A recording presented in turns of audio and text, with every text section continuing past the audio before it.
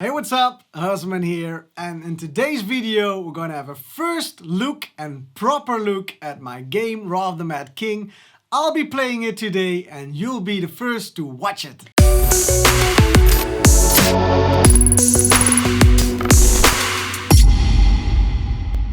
Before I'll dive into the game, I want to give you a quick backstory of how this came about. When this whole coronavirus started, I really felt creative. I felt like I want to do something with the extra time that I had on my hands. So I thought, why not try to make this Rise of the Mad King project that I started a few years ago and turn that into a game. And I started that at the end of May or beginning of June, I believe. And I just kept going at it, kept getting better at it, learning, watching tutorials. And now I'm finally, with the new MacBook, with the new computer that I got, able to really watch and play and work on my game at a nice frame rate and really make some progress. So I'm really happy to finally show you what I've been working on these past few months. So without further ado, let's check out the game. As you start off your journey in my game, you will start at your own home. I created a little home for you. And it's still, in my opinion, a little bit empty now, but for me, it already gives a good setting of how the game's home will look for you. Now here there's like a it's like a storage it will be, but it's for now I haven't put the storage part in yet. Can you some place where you can chill around? You got a little bed here. You got a toilet for the things you gotta do. Here you can do your research. You can upgrade modules. It's something I'm thinking about of creating a way to upgrade your existing gear, but that's not something that I've implemented yet. At the top here you have your own supply of food, and it's like now what we got today. We got pizza, we got burgers, we got some drinks. So let's grab a bit. Throughout the game you will find a lot of different things to eat, things to consume, which will replenish your health. At first I also thought about adding some thirst and hunger in there, but it's a game which plays in the future and not in a desolate wasteland kind of future, but like a high-tech sci-fi future. So I thought the survival elements wouldn't be that much fitting because you were only watching the numbers go down instead of having fun killing enemies. So I removed those for now. I might go back and forth with this, but in my opinion I think it doesn't need it. So all the consumables will give you certain upgrades instead and some health bonuses. So before we dive into the first big city that your house is in, I want to show you a little bit of the UI. You can see here on the bottom left, you can see the health, which will go down and up depending on how good you are. On the top left, we got a journal, which basically will display your quests, the quests that you've partaken in, the quests you still are doing. Next up, we got the inventory, which you can just press by pressing I. And in inventory now, we got all the food. And when you highlight a food, you got a little bit of details about it. Still, these I need to update what they all mean, what's actually being said here. And you also got a reference to your player, which once you equip items, you will also be shown on there. Now here you got your health, your damage, your armor. These are like empty buttons still. I might do something with them or just keep it really simple and straightforward, but I'm not sure yet.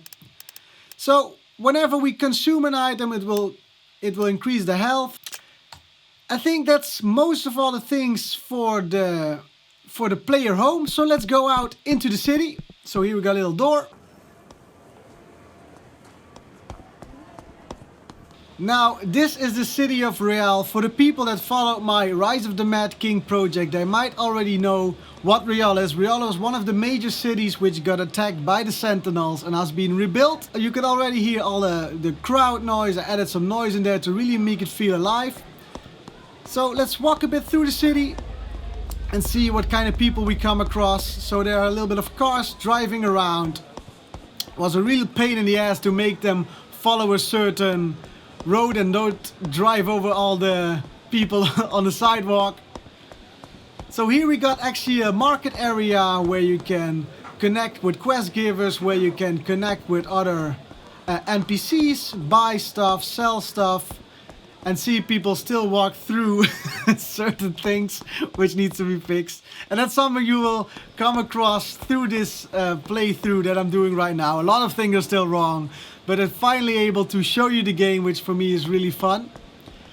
So on the left here we got a little bit of a park. I got inspired with this little this big city actually by New York City, like a park inside the big city. So that's something I've created here. And as you can also see, like the sound of the footsteps of the player changed depending on what he's stepping on. The way this is actually set up, I got all sort of footstep sounds, and I got invisible triggers which say when the footstep sound needs to switch. A lot of technical mumbo jumbo, I know, but I want to show you what I've been, actually how I've been doing it. So, almost got run over by a car there.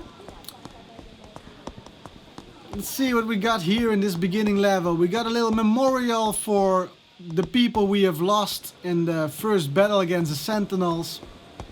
Good to remember the people who've gone. And that's basically this beginning part of the city. You can see here these cars, they don't pay attention to the people at all. I might fix it, I might not, I don't know. It's kind of funny.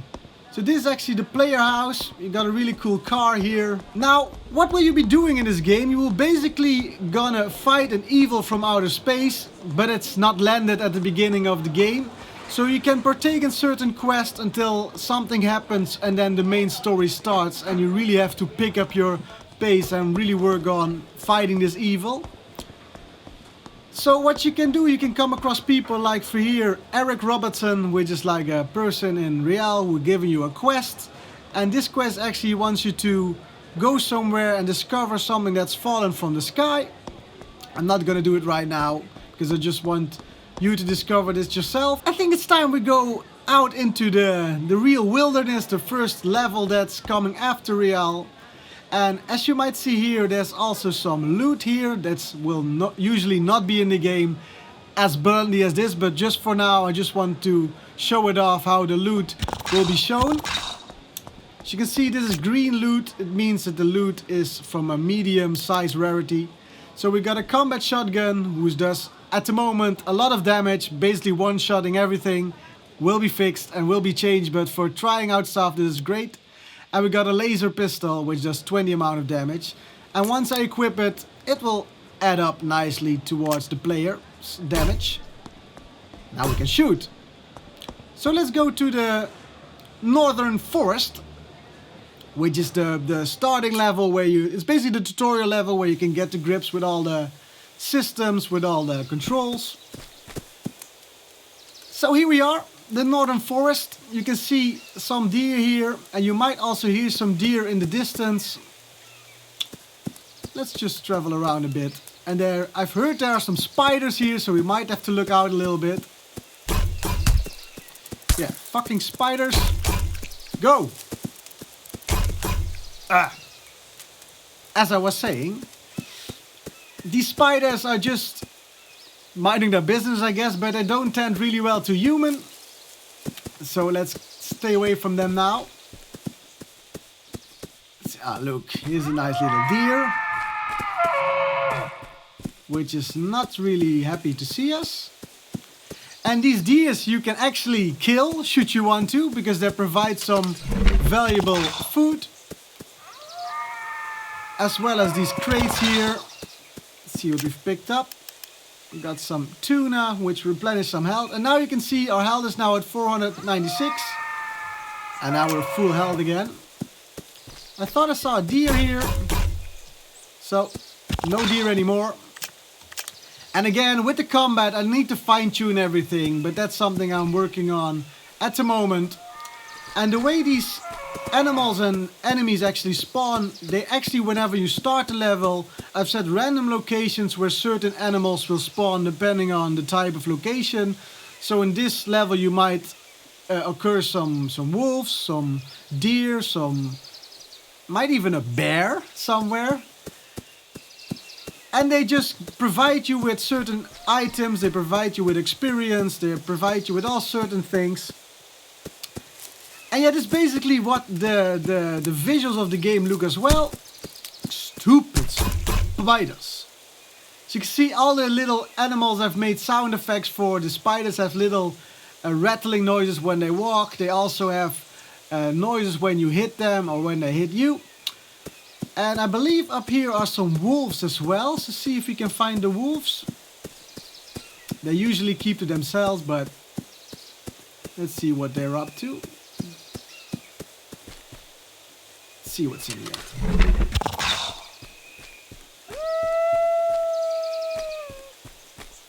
I hear a wolf.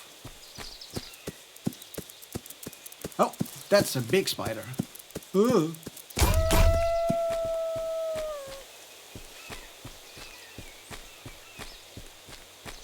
I hear him, but I don't see him. I actually think he spawned into this rock. Yeah, that's not supposed to happen. Anyways, no wolves today. Yeah, let's see what's in here. A cave. I'm done with this. Let's take out the shotgun. So, much better.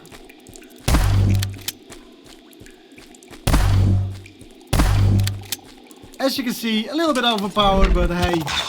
Let's see if these wolves are here now. Stupid spiders, go away.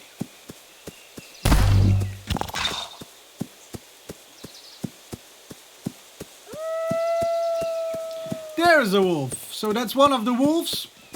As you can see, they have their own voices and they don't like me that much. Come on. There you go. Now another cool thing about how this is set up is that the weather system and the time scale is actually the same as your local time scale. So if you're playing at night, it will be nighttime in the game. If you're playing at day, there will be daytime in the game and everything in between.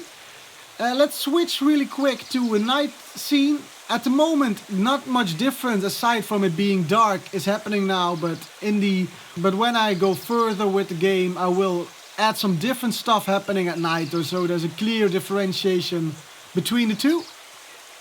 And now we can make it night. Let's take a nice nighttime. So today it seems to be a little bit of a moody night. And the only thing is that you won't see the enemies as good as normally. So you have to really take into consideration where you're walking and listen to if you can hear them, hear the sound of them approaching. And here we go to the next level, which is not done yet for me to be able to show you. I really hope you enjoyed this first look at the gameplay of my video game Wrath of the Mad King. Please let me know in the comments what you think of it so far and give me your ideas, give me your feedback. I'm really looking forward to hear what you guys think. I'm still a newbie at making video games. I still know not that much beside the thing that I'm creating right now because I'm only doing it for a few months. But I'm really having such a blast. I've created all the sound effects, all the music for it, created all the ideas myself together with Alex, a guy who's helping me out with the more difficult coding stuff. And I'm really happy with the way it's turning out so far. Well, this is all for me this week. If you like what I do, hit that like button. If you haven't already, subscribe. Should you want to support me as a creator financially, support the creation of the video game, I have a Patreon, patreon.com/justmymusic. The rewards at the moment are more tailored to music producers, but I will add some more game related stuff which you can win if you become a patron later this year. Now you might be wondering, when can I play it myself? Well, at the end of this year I'm planning to do the first playtest with the levels that I showed you today.